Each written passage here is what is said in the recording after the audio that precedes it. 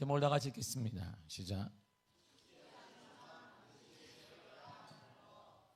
제가 늘 고민하는 게 있습니다. 제가 목회를 30년 이상 했는데 쉰 적이 없으니까 얼마나 많은 말씀을 전했겠습니까? 그래서 목사로서 항상 고민을 해요. 저렇게 많이 전했는데, 반대로 얘기하면 저렇게 많이 들었는데 성도들이 변화가 일어나지 않는 거예요. 그래서 때로는 그것 때문에 내 능력이 부족한가?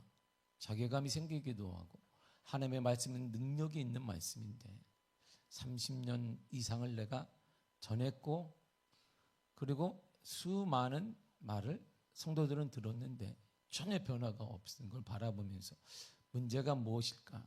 소통의 문제에 있는 것인가? 고민을 하게 되는 거예요.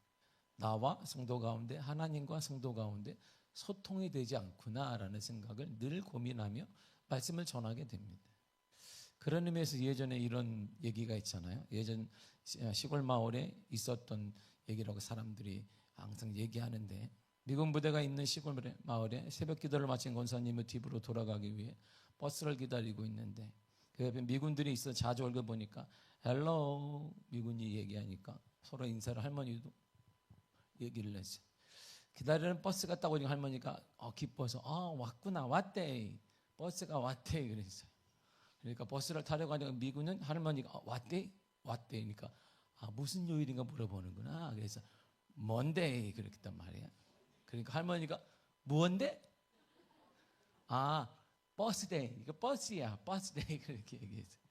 그러니까 그러자 미군 할머니가 버스데이구나, 생일이구나. 그래서 해피 버스데이 그랬으니까 뭐해? 버스가 왔다는데 무슨 해피는 뭐냐? 우리고 같다는 얘기가 있습니다. 정상적인 대화일까요? 이처럼 주님과 우리의 대화도 이런 경우가 많다는 거예요. 그러니까 우리의 삶에 그래서 반드시 변화가 일어나야 되는데 쉽지가 않은 거예요. 30년 이상 40년 하나님의 말씀을 듣다면 변화가 일어나기, 인격의 변화와 삶의 변화와 자녀들의 변화, 곳곳의 변화가 일어나야 되는데 변화가 되지 않는 것은 뭔가 소통이 안 되고 있다는 증거이잖아요.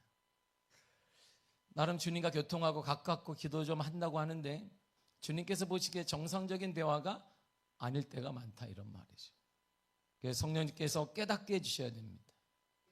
일상에서 기도하게 되는 것은 성령님이 깨닫게 해주셔야 된다. 안 그러면 여러분들이 10년 됐든 20년, 30년, 40년, 50년 늘어도 변화가 전혀 일어나지 않는 것은 딱 한마디로 얘기하지 죽은 거예요. 나이가 아닙니다. 죽은 겁니다. 죽은 것에 성령의 역사가 일어날 수가 없는 거예요. 하나님의 역사와 하나님의 은혜는 절대 일어나지 않습니다. 성경은 단호합니다. 죽은 거야. 죽었으니까 역사가 일어나지 않는 것이지, 하나님의 약속이 일어나지 않는 것이, 기적이 일어나지 않는 것이지, 하나님의 축복과 간증이 일어나지 않는 거야라고 말하기도 하는 것입니다. 금강에서 원석을 캐내고 원석에서 금을 얻어내는데 그 원석에는 금보다 돌이 많습니다. 제가 오늘 말씀을 전하는데, 제가 전하는 이 말씀은 하나님의 말씀을 사람의 말로 담아내는 거예요. 그래서 완전하지 않는 설교에도 들을 돌도 있고 금도 있습니다. 근데 똑같은 설교를 듣고도 금을 얻는 사람이 있기도 하며 맨날 돌만 캐내는 사람이 있습니다. 그래서 삶의 가치를 못 느끼게 되는 것이죠.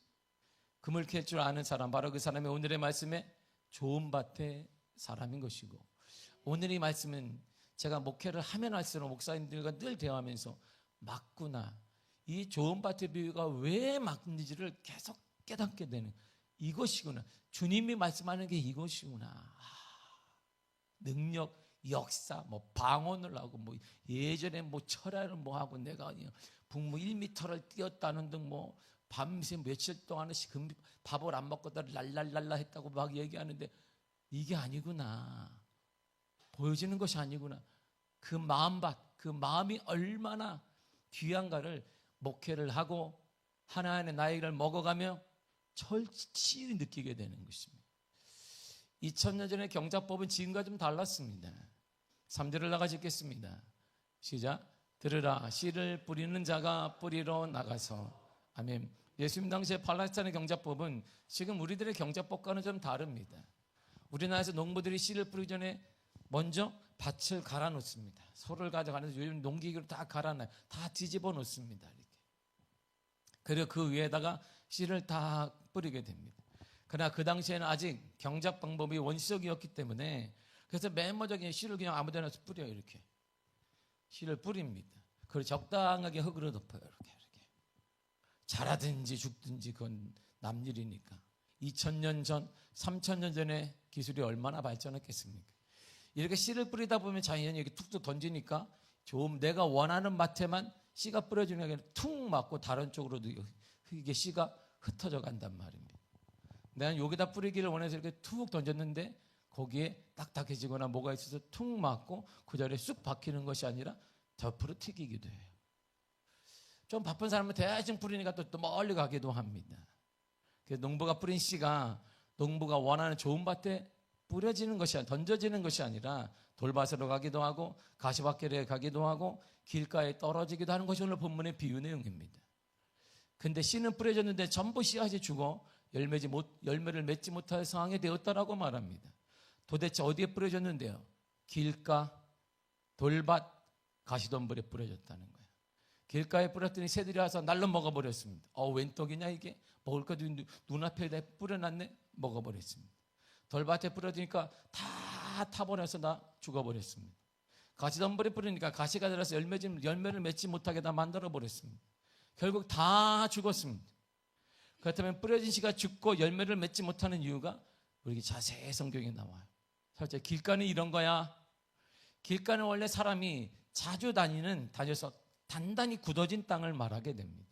당시 팔레스타인은 요즘과 같이 넓고 곧은 도로가 없어요.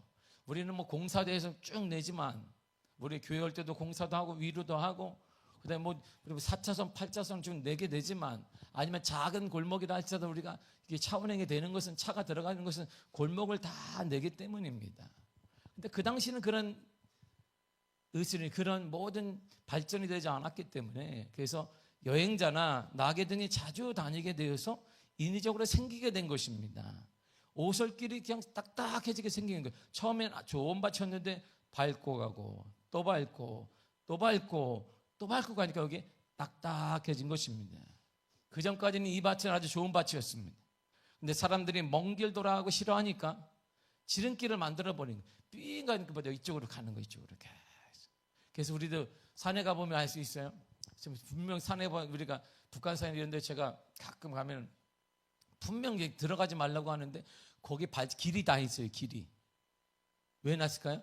꼭 말아듣는 사람이 있습니다. 그 왜 뺑 돌아갈 바는 자기가 자신이 있다는 거예요. 이렇게.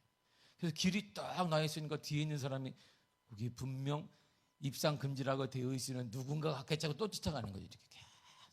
사실 반질반질하고 딱딱하게 나와 있습니다. 굳어버렸습니다. 이처럼 길가는 지름길 바로 그 길을 말합니다. 이처럼 전쟁의 역사가 우리 마음속에 특별히 우리나라는 이러한 마음밭을 굳게 만들어버렸습니다. 우리나라는 긴 역사 속에서 주의 나라는 민족으로 젖지 않은 침략을 받아왔습니다. 이런 침략 전쟁 속에 살아남기 위해 이리 뛰고 저리 뛰고 돌아다녔습니다. 그리고 나 살 궁리를 하고 마음이 그러니까 강팍해질 수밖에 없어요. 남을 돌아볼 겨를이 없습니다. 그리고 이런 전쟁으로 인해 국토는 쑥밭이 되었습니다. 늘상 할만 하면 조공을 내라 그러고 늘상 먹을만 하면 다른 나라가 침범하고 빼앗기는 일이 다반사로 일어났습니다. 그래서 먹고 사는 것이 힘들었단 말입니다. 그래서 사람들에게 밟히고 시달려서 마음이 굳어버린 것입니다. 쉽게 우리는 믿지 않습니다. 쉽게 인사도 하는 법이 없습니다. 뭐 헬로우 그러면 왜요? 나한테 뭐지 얻어갈 게 있나? 우리는 그렇게 반응하게 돼 반응을 한단 말입니다. 이처럼 개인의 이기심과 타인의 이기심이든 결국에는 인간의 이기심이 굳은 땅을 만들어 버렸어요. 좀 더 자기가 편하고자 하고 좀 더 편하게 살고자 하고 내 위주로 생각하고 내 생각대로 결정하려는 그 마음, 자기 중심적인 사고와 모든 것들이 다 우리 마음을 딱딱하게 만들었습니다. 그리고 더 나아가 거기는 돌밭이 있다라고 했습니다. 5절을 보겠습니다. 시작. 더러는 흙이 얇은 돌밭에 떨어짐에 아멘. 보세요. 돌인데 흙이 얇다라고 했습니다. 흙이 얇은 돌밭이란 돌이 약간 섞여 있어서 농토가 된 것이 아니라 이런 뜻이 아니에요. 거의 돌만 있는 곳 이렇게 말합니다. 여기 돌밭은 그러나 처음부터 돌밭은 아니었어요. 왜냐하면 자기가 농사짓기 위해서 돌을 그러니까 옆으로 던져요. 이렇게 돌 나오면 여기다 던지고 여기 던지고 저 옆집에서 돌 나오면 여기다 막 던지니까 돌이 쌓이게 된 것입니다. 한 곳에 계속 돌이 모이게 됩니다. 그러다 보니까 폭풍이 치거나 비가 올 때 바위가 계속 떨어지게 되면 당연히 돌밭 쌓인 곳에 거기에 툭 떨어져서 더 형성이 된단 말입니다. 이처럼 돌밭은 어떤 일로 어떤 사건으로 인해 바위돌이 굴러들어 마음을 눌려버린 것입니다. 그래서 이것이 한이 되고 오랫동안 자신을 누르고 있는 거예요. 열심히 뭔가 하는 것 같지만 늘 답답합니다. 말 못할 비밀에 눌리기도 하고 돈에 눌리기도 하고 크고 작은 차이가 지금 다 눌려 있단 말입니다. 그러니까 얼굴이 환하지 않아요. 우리 찬양할 때 찬양이 언제나 넘치면 은혜로 얼굴이 환해요. 근데 여기 교회에 들어올 때면 모든 사람들이 화나는커녕 화가 나 있어. 화난 게 아니라 화가 난 듯이 앉아 있어. 세상의 모든 근심을 성경대로 우리는 성경대로 사니까 수고하고 무거운 짐진 자들아 다 내기로 하니까 수고한 자들만 와. 화난 자들만 오고 상처받은 자들만 오나 봐. 얼굴이 그냥 나 건드리면 오늘 알지요. 그리고 나 편하게 설교하세요. 알지요. 막 이렇게 하듯이 계속 뭔가 눌려 있습니다. 이것은 상황의 문제이기도 하고 마음의 문제가 근본이다라는 것이. 그리고 세 번째가 가시떨기 위에 떨어지면 죽는다 그랬습니다. 가시떨기는 가시덤불인데 이미 형성되어 있는 땅에 씨앗이 뿌려지는 걸 말한 거예요. 가시덤불이 자라는 곳의 토양은 대단히 좋은 곳입니다. 문제는 그것이 이미 가시덤불로 다 차지를 하고 있어요. 거기에 아무리 좋은 씨앗 던져도 다 죽습니다. 그래서 이곳에 씨알이 뿌려져도 이미 존재하고 자리 잡은 가시덤불 때문에 다 죽어버리는 것입니다. 여기에 가시덤불은 주변을 정리하지 못한 우리 마음을 의미합니다. 정리되지 못한 주변으로 자꾸 생명 에너지가 소모해버리는 것입니다. 부질없는 경쟁을 하게 되고 욕심과 걱정을, 우리는 내일 오지도 않았는데 1년 후도 걱정하고 자녀들 10년 후도 걱정하고 어린 날을 보면서 얘는 30년 전 이후에는 뭘 할까도 걱정하고 지금 되는데 얘 어떻게 될까 걱정하고 계속 걱정을 해요. 걱정을 싸놓고 그 빌려와서 걱정을 하고 있습니다. 이것이 우리의 생명 에너지, 우리를 소모하게 만들고 지치게 만들고 마음에 생기가 없게 만드는 것입니다. 우리가 잘 알지 이 씨, 본문에 말하는 씨는 말씀을 말합니다. 본문의 14절 이렇게 말합니다. 시작. 뿌리는 자는 말씀을 뿌리는 것이다. 말씀을 뿌리는 것. 씨는 말씀입니다. 요한복음 1장 1절에 그 말씀은 하나님이라고, 요한복음 1장 14절에 그 말씀은 예수 그리스도로 말했고, 마가복음 1장 1절에 예수 그리스도는 말씀이며 복음이라고 말했습니다. 이걸 뿌리는 거. 이렇게 하나님이 뿌려지고 하나님의 말씀이 예수 그리스도가 심겨지는 것입니다. 예수의 복음이 심겨지는 것입니다. 당연히 그러면 자라야 되는데 30년간 듣고 40년 듣고 있는데 자라야 되는데, 그렇다면 우리가 열매를 맺어야 되는데 열매가 없어요. 어쩐 일이 열매가 없어.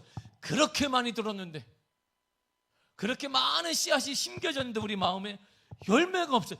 여전히 우리 얼굴은 밝지 않습니다. 여전히 근심으로 가득합니다. 여전히 하나님에 대한 확신도 없습니다. 여전히 뭔가 눌려 있습니다.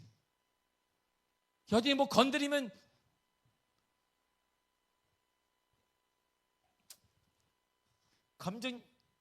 이게 우리가 절제하는 거예요. 이것이지. 내가 참는다. 그래서요, 무슨 변화가 일어났습니다. 변화는 쉽지 않지만 반드시 일어나야 되는데, 그렇지 않으면 그건 죽은 거예요. 단언컨대 성경 말하는 건 죽은 거야. 죽은 자에게 무슨 역사가 일어나, 죽은 자에게 어떻게 기적이 일어나, 죽은 자에게 어떻게 은혜가 충만하며 죽은 자에게 하나님의 활기가 일어나겠는가. 그가 죽었기 때문에 그가 있는 가정도 죽고, 그가 진로도 죽고, 그의 미래도 죽고, 그의 배우자 죽고, 그의 자녀도 죽고, 그의 일터도 죽고, 그가 속한 교회도 죽고, 우리 민족이 죽어가는 거예요. 이 말씀 복음에는 놀라운 역사가 있습니다. 로마서 1장 11절 이렇게 말합니다. 시작. 복음에는 하나님의 의가 나타나서, 복음 말씀에 하나님의 의가 하나님의 뜻이 나타납니다. 죄를 이기는 하나님의 의가 나타나요. 문제를 이기는 하나님의 역사가 나타납니다. 그러므로 우리 속에는 복음이 심겨졌다면 문제를 이겨내고 소망 가운데 일어나야 되며, 그 어떤 국가적인 재난이 있다 할지라도 우리는 소망을 가져야 하는데, 없는 것은 왜 죽은 거예요? 아닙니다. 현실 아닙니다. 성경이 이렇게 말하는 거 죽은 거야. 하나님이 그 문제보다 못한 하나님을 너가 믿고 있는 거 아니냐? 그 작은 물질보다 못한 하나님을 믿으면서 그걸 믿음이라고 말하면 그거 죽은 것이지.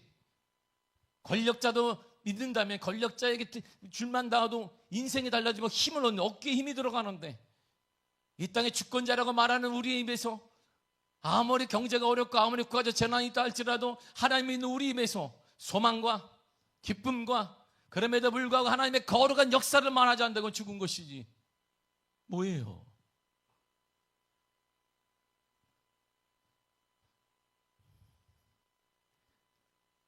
하나님의 말씀 복음에는 의가 있어요. 죄를 이기는 의가 있습니다. 말씀을 이기는 문제를 이기는 힘이 있습니다. 그 말씀 우리에게 이런 역할을 하기 때문이에요. 시편 119편 105절입니다. 시작. 주의 말씀은 내 발의 등이요 내 길의 빛이니이다. 주의 말씀은 두 가지예요. 등이요 빛이다 그랬습니다. 내 발의 등이다 말은 하나님의 말씀은 어두운 발길을 밝혀준 횃불이나 등잔불과 같다 이런 말입니다. 밤에 횃불이나 등잔불은 장애물에 걸려 넘어지지 않게 만듭니다.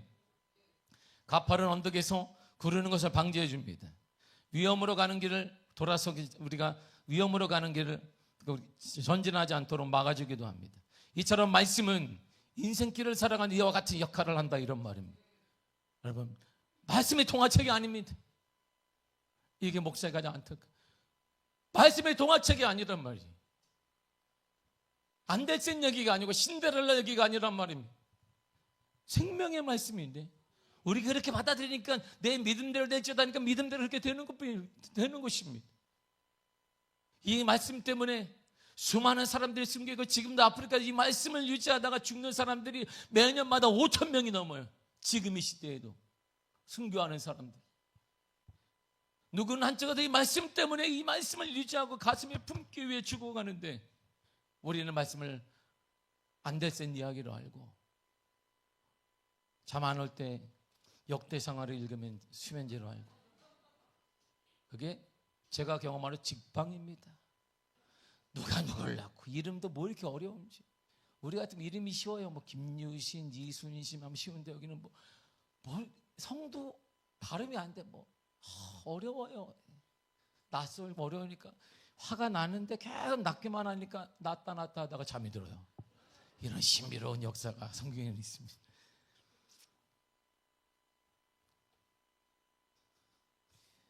또한 말씀은 내 길의 빛이라 그랬습니다. 빛은 길을 걷고 있는 사람에게 비추어 줍니다. 그 길을 바로 온전하게 걸을 수 있도록 웅덩이를 피하기도 하고 문제를 제거하기도 하고 가시덤불이 있는지 정확히 알 수 있도록 제시합니다. 이처럼 하나님의 말씀은 죄로 인해 어둠 속을 헤매는 사람들을 구원으로 인도하는 생명의 빛이다 이런 말이죠. 하나님의 말씀은 피난처가 되십니다. 하나님의 말씀은 보호자가 되십니다. 하나님의 말씀은 생명이 되십니다. 우리를 안전한 곳으로 인도하십니다. 이것이 하나님의 말씀입니다. 우리 그 말씀을 믿는 그리스도인이, 우리는 그리스도인. 누구의 팬이 아니란 말이다. 팬. 임영웅의 팬이 아니란 말입니다. 우리는 유명한 사람의 팬이 아니에요. 저와 여러분들은 우리 그리스도인이야. 똑같은 능력을 행할 수 있는 자들, 주님의 능력을 동일하게 행하시는 자들이 그리스도인인데, 그리스도의 팬이 되죠. 좋으신 분이네. 할렐루야. 휘바람 불어 이렇게 막 주님 이야. 또 찬양이 또 오늘은 또 기가 막히네. 오늘 이렇게 찬양이 쳐지는 거야. 또 이렇게 기분도 나도 쳐지는 판에 좀 이렇게 업시키면 좋겠 뭐 이런 거예요. 말씀은 씨앗입니다. 이 말씀의 씨앗이 우리 마음에 떨어져 맺힌다면 어떻게 되겠습니까? 인생은 변화될 것입니다. 풍성하고 복되고 풍성한 열매를 나눌 수 있고 삶이 풍성해질 것입니다. 여러분 보세요. 지금은 우리는 이런 거야. 청동기 시대가 되었어요. 청동기 시대가 밝았습니다. 그런데 우리는 여전히 석기 시대에 살고 있어요. 청동기를 통하여서 막 철을 만들어서 막 곡괭이를 쓰고 있는데, 저쪽엔 우리는 지금 돌을 깎아가지고 이렇게 돌을 갖고 와가지고 농사를 지어야 되니까 청동기 사람들이 뭐 하는 거야? 뭐 하는 거야? 그러니까 이게 우리의 무기입니다. 퉁 치면 돌기를 치면 다 깨져. 청동기는 뭐 깨지지도 않고 밭을 열심히 갈 수 있는데 우리가 지금 그거 하고 있는 거. 하나님 시대에 살고 예수님과 동일하게 살고 있는데 여전히 세상 것 가지고 우리가 내가 할 수 있습니다. 시대가 잘못 읽어서 여러분들이 시대를 하나님의 시대에 살고 있는 우리가, 청동기 시대에 살고 있는 우리가 석계 시대의 돌을 가지고 자랑하고 있듯이 세상껏 자랑하면서 살고 있단 말입니다. 무기 한번 사용해보지 못하고 하나님의 주신 무기, 거룩한 무기들, 변화의 무기를 한 번도 사용하지 못한 채 돌덩이가 얼마나 많은지 몰라. 그거 다 청동기 시대는 쓰레기야, 쓰레기. 이 쓰레기를 사도 바울이 정확히 얘기했단 말입니다. 내가 그리스도를 얻기 위하여 모든 것을 쓰레기, 우리를 말하면 그걸로 여긴다라고 했던 것이. 시대를 우리가 적응 못하고 있는 거예요. 그러한 시대는 하나님의 말씀이 들리지 않는 거예요. 그렇지만 말이에요, 열매 맺는 밭도 있습니다. 어떤 밭일까요? 8절을 보겠습니다. 시작. 더러는 좋은 땅에 떨어짐에 자라 무성하여 결실하였으니 30배나 60배나 100배가 되었느니라 하시고, 아멘. 좋은 땅 옥토에 떨어지면 뿌려진 씨가 죽지 않고 자랍니다. 자랄 뿐만 아니라 열매를 맺지 30배, 60배, 100배를 맺게 됩니다. 이랬지만 옥토가 뭘까요? 옥토는 당연히 부드러운 밭이겠죠. 부드러움입니다. 부드러운 마음, 어린아이 같은 마음입니다. 모든 사람에게 이런 방어 기질이 있습니다. 처음 본 사람 만나 처음 교회 오고 나가면 방어 기질이 있어요. 이렇게 처음 오니까 저 사람이 나를 친절하게 대하지. 왜 교회가 나한테, 우리 교회는 그렇지 않지, 인사도 안 하지? 다른 데는 왜 이렇게 나한테 인사를 하는 거지? 뭔가 나에게 얻어먹으려고 그러나? 뭔가. 왜? 방어 기질이 있기 때문에. 사람이 나빠서가 그런 게 아닙니다. 심성이 나쁜 게 아닙니다. 경험을 통해 생겨난 인간의 법칙이에요. 그러나 어린아이들이 남에 대한 경계심이 낮아요. 그래서 부모들이 항상 얘기하잖아요. 처음 본 사람 따라가면 안 돼. 처음 본 사람에게 아무것도 받지 마. 그러니까 전도도 안 되지. 애들이 얼마나 똑똑한지 딱 전화도, 예, 전화번호 줄래? 저거 다 가짜야. 애들이 얼마나 똑똑한지. 우리 큰아이가 예전에 한국에 오더니 다 큰애가, 아빠 길거리 가다 보니까 물티슈를 2개나 준다고 자기가 빽빽하게 우리 집 호구조사를 다 써놨어. 야, 너가 몇 살인데 이걸 준다는 거지. 물티슈 몇 개에다가 뭐 준다고. 우리 아빠 직업부터 해가지고 서울시 강북구 앞에서 뭐 자기 전화번호도 확실히 우리 내 핸드폰 번호까지 딱 모든 애니까 아빠 가방을 버려. 야, 이렇게. 초등학생도 안 해. 그러니까 왜? 이렇게 주는데. 어린아이들은 그런 거야. 그래서 부모들이 교육하잖아요. 왜 그럴까요? 어린아이들은 어른 같지 않아서 쉽게 마음문을 열어주기 때문입니다. 누구에게나 마음이 무장해져야 되기 때문이에요. 이것저것 시시콜콜 따지지 않습니다. 만나면 반가운 거예요. 그래서 어린아이들이 웃음이 많은 거죠. 우리는 웃음이 없어. 웃었으면 좋겠어. 할렐루야. 이렇게 연습이라도 했으면 좋겠네. 한번 10번만 웃어보겠습니다. 시작. 그렇게 해서 웃어요. 교회 왔으면 그냥 이렇게 비웃지 말고 웃어요. 웃어. 계속 웃다 보면 연습되고 습관되고, 그럼 또 습관이 되었어요. 생활이 되고, 생활이 되면 기쁨이 넘치게 된단 말입니다. 건강한 육체도 마찬가지입니다. 건강한 육체는 유연합니다. 유연해요. 저는 아주 딱딱합니다. 그래서 이렇게 우리 제 아내가 이렇게 해보라는 거예요. 앉아가지고 이렇게. 그녀가 손이 다 발에. 신기한 일이라. 나는 기적의 사람이라. 우리 아내한테 어떻게 발이 닿지 이게? 왜 안 닿니? 부러뜨려야 될 것 같은데 허리를. 안다. 나는 안다. 어떻게 그게 안 닿니? 목이 왜 어떻게 닿지? 와, 그럼 서가지고 이렇게, 이게 단데? 안다. 나는 존경해. 이게 이렇게 해서 발가락에 닿는 사람 앉아가지고 이렇게 할렐루야. 그분들을 존경합니다. 제 아내가 맨날 몸이 이렇게 유연하지 않아서 그러는데 걱정하지 마. 내가 유연해. 주의 말씀은 잘 전하니까 걱정하지 말라 그러니까. 몸이 건강해야 되는데 왜일까요? 건강한 사람 몸이 유연하다 그래요. 별로 없네 여기도. 몸이 굳었다는 것은 건강에 적신호라 그럽니다. 뿐만 아니라 마음이 딱딱하게 굳어 있는 사람을 사람들이 이렇게 불편한 사람, 만나기 꺼려지는 사람, 함께하지 않았으면 좋은 사람, 이렇게 말합니다. 근데 이렇게 대놓고 얘기하나요? 얘기 안 하죠. 이때 웃죠. 슬프게 웃지. 건강한 교회는 웃음이 많은 교회입니다. 설교를 해도 잘 웃는 교회가 건강한 교회고 행복한 교회입니다. 찬양할 때도 울거나 웃거나 감격하는 교회, 반응하는 교회가 건강한 교회입니다. 웃는 순간에 무장이 해제되어지고 부드러운 마음이 생기기 때문입니다. 옥토는요, 바위가 없는 밭이에요. 사람은 태어나면서 옥토와 같은 마음을 갖습니다. 근데 시간이 지나면서 바위 같은 문제들이 꽉꽉 차려 우리를 눌러버려요.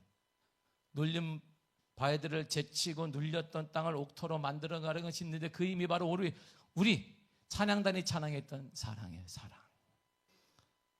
그 사랑을 많이 주시고 많이 사랑해야 합니다. 사랑하며 살아야 됩니다. 그러나 사람의 사랑도 큰 힘이 되지만 진정한 사랑은 하나님의 사랑입니다.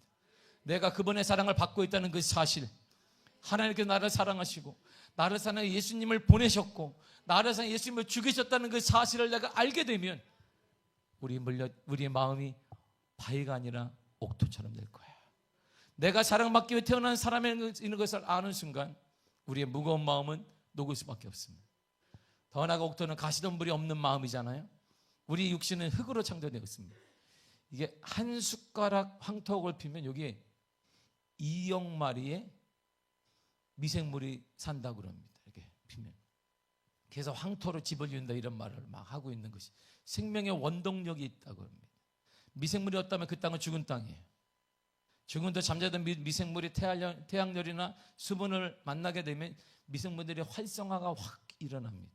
그래서 생명 에너지로 변화돼서 그래서 황토에서 집을 짓고 다니는데 건강해졌다라는 개인적인 의견도 사람들은 아는데 모르겠습니다.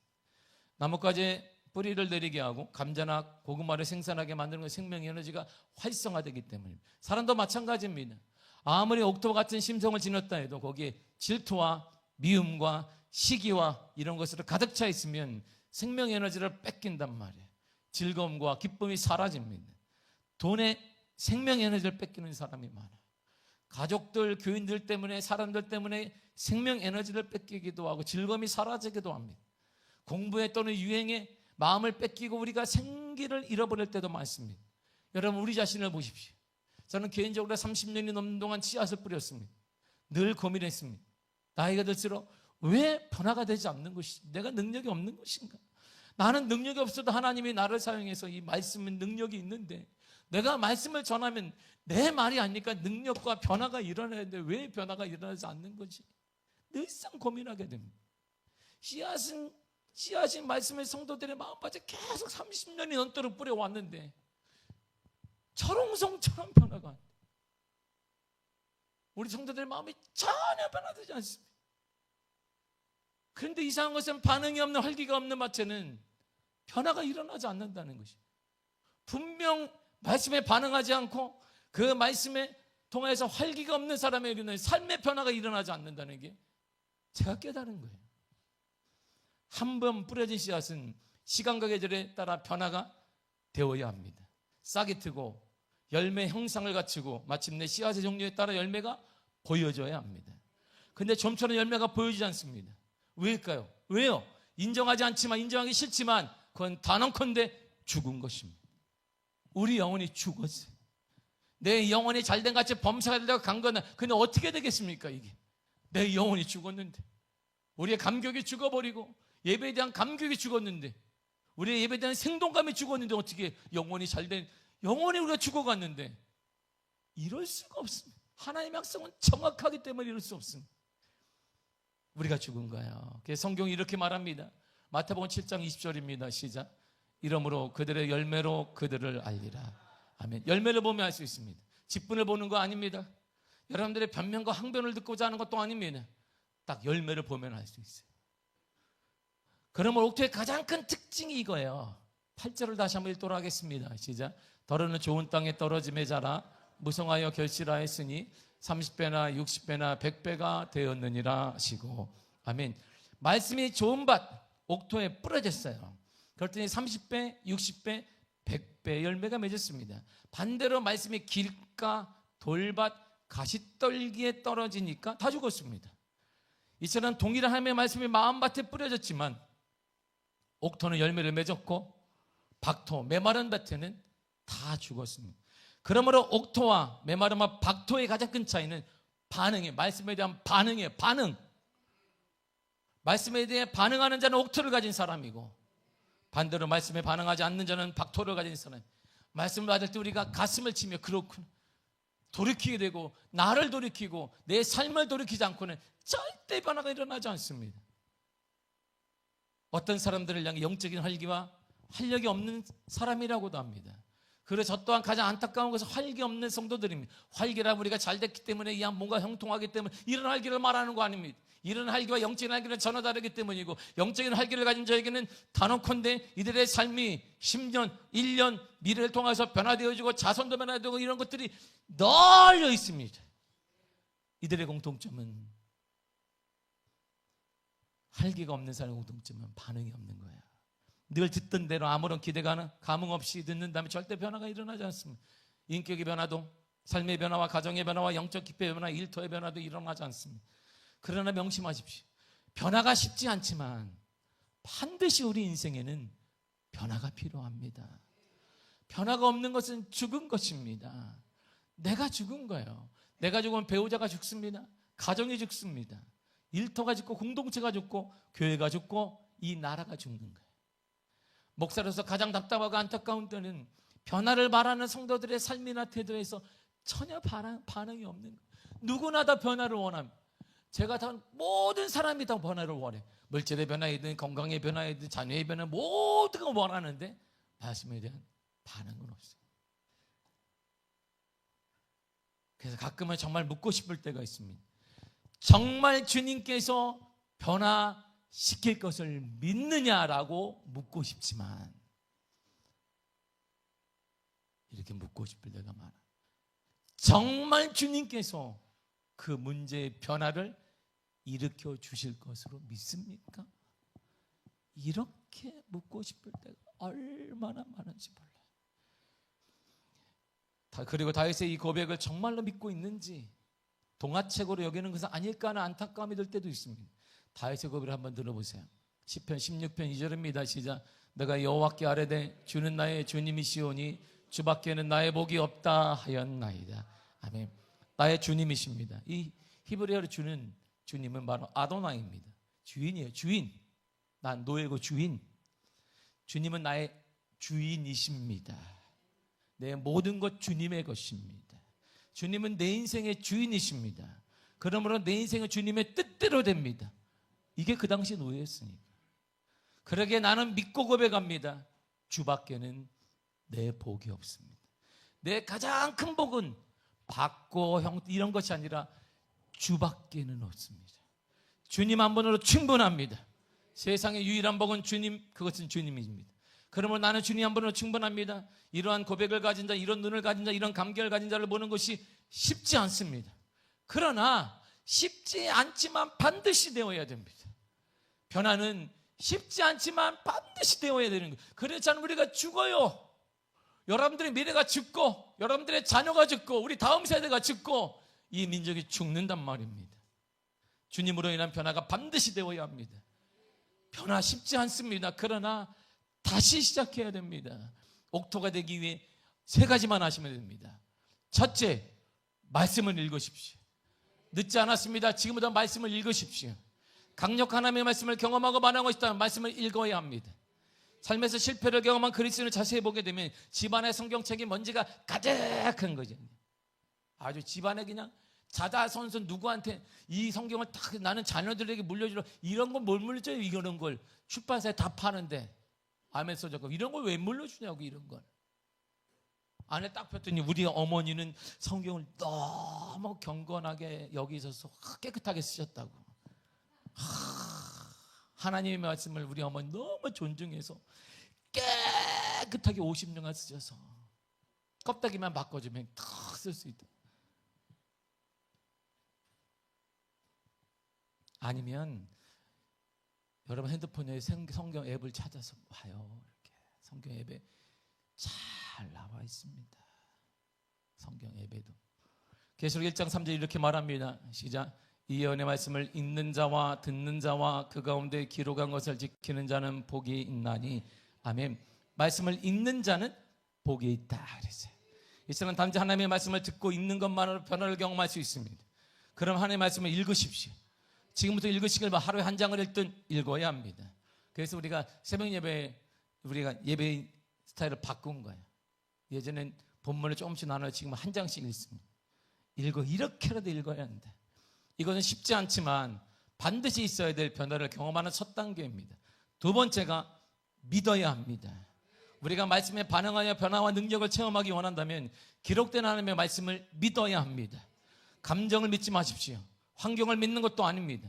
물론 힘듭니다. 감정이 힘들고 이 세상을 보시기 힘듭니다. 그러나 환경 앞에서도 무릎 꿇지 말고 주님의 말씀을 믿어야 되는 것입니다. 우리의 변화는, 우리의 구원은 환경이 주는 거 아니고 그 사람이 주는 게 아니라 믿음에서 오기 때문입니다. 로마서 10장 9절 이렇게 말해주고 있습니다. 시작. 내가 만일 내 입으로 예수를 주로 시인하며 또 하나님께서 그를 죽은 자 가운데서 살리신 것을 내 마음에 믿으면 구원을 받으리라. 아멘. 믿으면 구원을 받. 믿으면 건져준단 말입니다. 문제 가운데 건져준다 이런 말이죠. 예수님은 정확히 이렇게 말씀하셨습니다. 마가복음 11장 21절 24절입니다. 시작. 예수께서 그들에게 대답하여 이르시되 하나님을 믿으라. 내가 진실로 너희에게 이르노니 누구든지 이 산더러 들려 바다에 던져지라 하며 그 말하는 것이 이루어질 줄 믿고 마음에 의심하지 아니하면 그대로 되리라. 그러므로 내가 너희에게 말하노니 무엇인지 기도하고 구하는 것은 받은 줄로 믿으라. 그리하면 너희에게 그대로 되리라. 아멘. 반복하는 말에 믿어라, 믿으라, 믿으라, 믿으라. 그대로 될 것이다 말했습니다.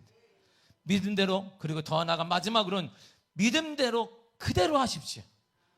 그냥 그대로 해보시기를 바랍니다. 읽고 믿는 것만으로 충분하지 않습니다. 만약 하나님의 말씀에 응답하고 반응하고 변화를 경험하고 싶다면 말씀 그대로 한번 해보시면 됩니다. 야고보 1장 22절과 23절을 쉬운 성경으로 읽겠습니다. 시작. 하나님께서 가르쳐 주신 대로 행하십시오. 듣기만 하고 행하지 않는 사람이 되어서는 안 됩니다. 앉아서 듣기만 한다면 그것은 자신을 속이는 것입니다. 하나님의 가르침을 듣고 아무것도 행하지 않는 사람은 거울을 들여다보고 있는 사람과 같습니다. 아멘. 말씀 그대로 행하지 않는 것은 자신을 속이는 것이다. 속이는 자에게는 말씀에 기록된 변화가 절대 일어나지 않습니다. 아니, 기대조차 하지 말아야 합니다. 말씀 그대로 행하지 않는 것은 거울을 들여다보는 것 같다는 것입니다. 당시의 거울은 유리가 아닙니다. 구리로 만들어져 있어요.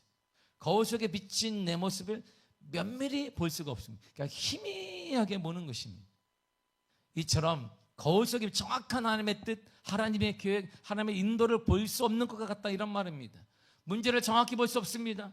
하나님을 정확히 볼 수 없습니다. 하나님의 인도를 정확히 볼 수 없습니다. 대충 보게 된다 이런 말입니다. 그래서 하나님의 확신이 없는 것입니다. 이처럼 말씀을 듣고 그대로 행하지 않는 것은 확신하지 못하고 희미하게 어렴풋이 말씀을 대하고 하나님을 대하는 것 같습니다. 그러므로 이런 사람은 절대 하나님의 말씀에 반응하지 못합니다. 말씀에 따르는 변화가 일어나지 않습니다. 절대 변화를 경험할 수 없습니다. 아무리 교회 안에 직분이 있다 할지라도, 신앙생활을 오래 했다 할지라도 변화가 일어나지 않습니다. 사랑하는 성도 여러분, 변화 쉽지 않지만 우리 인생에서 반드시 되어야 합니다. 지금은 청동기 시대에 살고 있는데 여전히 우리가 돌조각을 갖고 석기 시대에 사는 것처럼 돌조각으로 뭐라도 세상을 맞선다면 아무 의미가 없는 것입니다. 하나님 나라에 살고 하나님의 법의 지배를 받는 우리가 세상에 가지고 뭔가 이겨보겠다는 것 똑같은 어리석은 행동이란 말입니다. 우리 마음에 하나님의 말씀에 반응하여 변화되는 옥토가 되기를 바랍니다. 그래야 살아요. 어둠 속에 있다 할지라도, 침체할지라도 국가적 재난 속에서 우리는 살아날 수 있습니다. 그러기에 말씀을 읽으십시오. 말씀을 믿으십시오. 말씀 그대로 해보십시오. 하나님의 역사가 반드시 일어날 것입니다. 변화가 시작될 것입니다. 여러분들의 가정과 여러분들의 자녀, 우리 일터에, 우리 교회의 변화가 반드시 일어나며 이 땅에 변화가 일어나게 될 줄 믿습니다. 기도하겠습니다. 하나님.